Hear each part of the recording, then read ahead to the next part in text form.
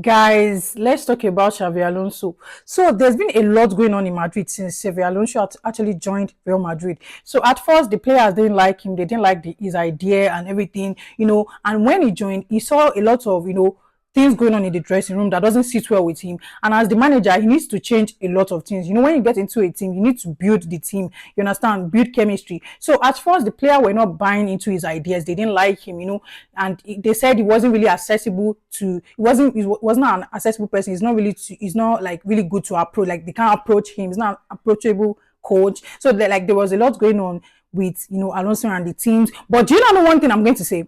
The teams were still playing to win.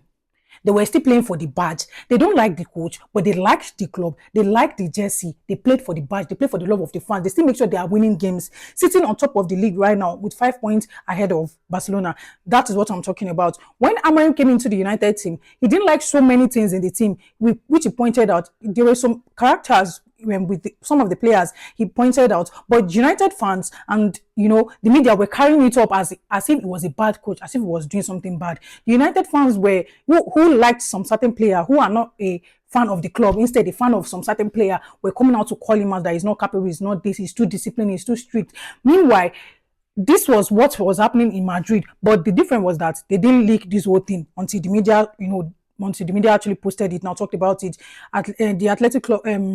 The Athletic media, David Oyeson actually posted it, and that was where I saw these updates.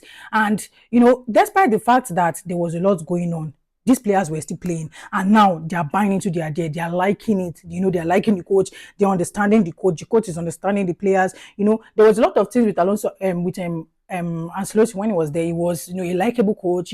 He's that coach with, there was a way he actually handled his own player. Different coach, different ways, different philosophies. You understand?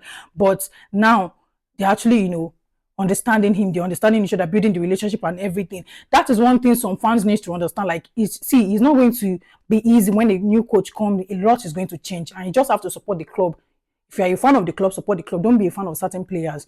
So they talked about a lot, but like I can't be talking about everything here. You can check it online on David Oyson's page, and here is like a brief of what has been happening in Madrid. So like here.